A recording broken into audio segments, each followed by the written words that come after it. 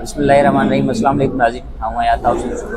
नाज़रीन, काफ़ी ॾींहंनि खां वठी तव्हां ॾिठो आहे त सिंध जा जेके मुलाज़िमीन आहिनि मुख़्तलिफ़ महकमनि जा, उहे एहतिजाज ते आहिनि ऐं स्कूल जेके आहिनि 23 खां 27 तारीख़ ताईं तालाबंदी हुई, कलम छॾ हड़ताल हुई ऐं उन सां गॾोगॾु कल्ह ताईं सिंध गवर्नमेंट उहे जेके सिंध एम्प्लॉइज़ अलाइंस जा जेके अॻुवान आहिनि उन्हनि सां राब्तो कोन कयो ऐं कल्ह जेको आहे जेके सी जो अॻुवान आहे अशरफ कासकरी साहब, उन्होंने ऐलान किया है तो ये जो असो एहतजाज आहे वो अञा भी कंटिन्यू है 6 अक्टूबर ताईं।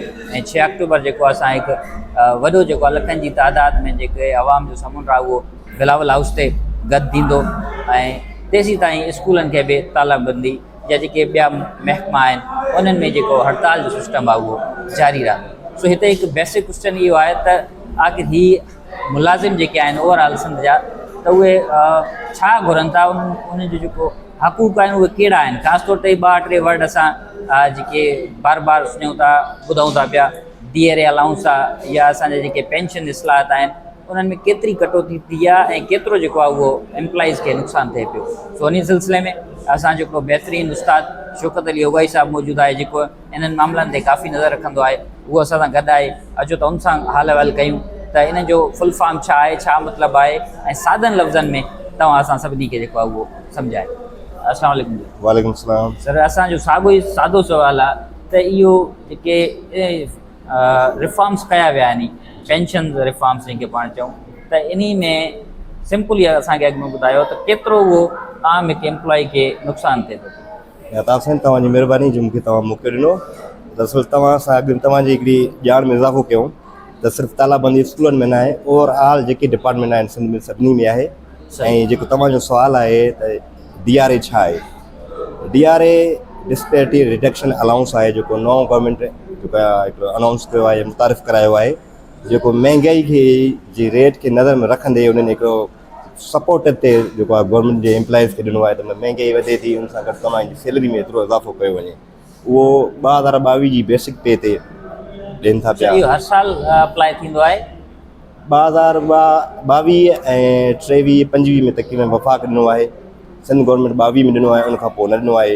हिन टाइम 2025 जी बजट में जेको आहे वफ़ाक़ हुकूमत ॾेई चुकी आहे, जंहिंमें सिंध गवर्नमेंट सां इन ई ॻाल्हि ते झगड़ो हले थो एम्प्लॉइज़ जो त असांखे बि ॾिनो वञे। जॾहिं वफ़ाक़ ॾिए थी त असांजो राइट आहे। ये एतिरियूं जेकी कैलकुलेशन था इहे घणियूं कॉम्प्लिकेशन्स आहिनि। असां सिंपल पुछणु चाहियूं था, मिसाल तौरु जंहिंखे हाणे रिटायर थिए उनखे सैलरी जेका बल्कि पेंशन जेको आहे जेकॾहिं इन रिफॉर्म्स खां अॻु में रिटायर थिए पियो त उनखे फ़र्ज़ु कयो त 50,000 जेको आहे उहा पेंशन मिले पई। जेकॾहिं उहो रिफॉर्म्स खां बाद में रिटायर थिए थो पियो त उनखे केतिरी जेको आहे उहा पेंशन मिलंदी? सादे अल्फाज़नि में सादे अल्फाज़नि में तव्हांखे ईअं सम्झाऊं, जॾहिं पेंशनर 90,000 खणंदो पेंशन, उहा नए पॉलिसी तहत 64-65,000 खणंदो। 25,000 24,000 जो डिफरेंस अचे थो। अच्छा जी, माना 25 to 30% जेको आहे उन्हनि खे लास आहे। ऐं या जेके उन सां गॾोगॾु रिटायरमेंट में ॿिया बेनिफिट्स मिलंदा आहिनि उन्हनि ते इन जो असरु थिए पियो? न उन्हनि ते न आहे, उन ते ॿिया बेनिफिट्स त कोन। वधे कम्यूटेशन आहे, कम्यूटेशन पंहिंजी जेका आहे उहा मिलंदी आहे। LPR उहा 12 पघार जेके चवंदा आहियूं असां, उहा सेम ई आहे। सिर्फ़ु पेंशन जेका आहे पर मंथ मिलंदी रहंदी आहे लॉन्ग टाइम लाइ, उन ते इफेक्ट पवे हिन शइ जो। माना सिंपली असां चऊं त जेका असांजी पेंशन ठाहिणी आहे इन फ्यूचर उन मां 25 to 30% तव्हां इन रिफॉर्म जे हिसाब सां तक़रीबन एतिरी घटिजी वञे थी। अच्छा।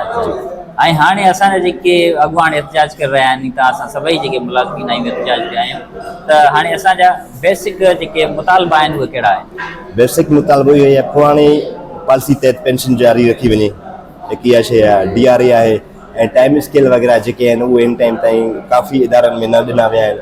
जीअं प्राइमरी स्कूल टीचर हिन महिल ताईं जेको आहे उहो पंहिंजे स्ट्रक्चर लाइ रड़े थो पियो, उहो गवर्नमेंट जेको आहे उन ते संजीदगी ज़ाहिर नथी करे। अहिड़े क़िस्म जा मेन आहिनि, जीअं DRA थी वियो, पेंशन में कटौती आहे उहा ख़तमु कई वञे जी, ऐं टाइम स्केल वग़ैरह, इहे मेन जेके एजेंडा आहिनि इहे शामिल आहिनि इन एहतिजाज में। चलो, थैंक यू सो मच, तव्हां असांखे टाइम ॾिनो।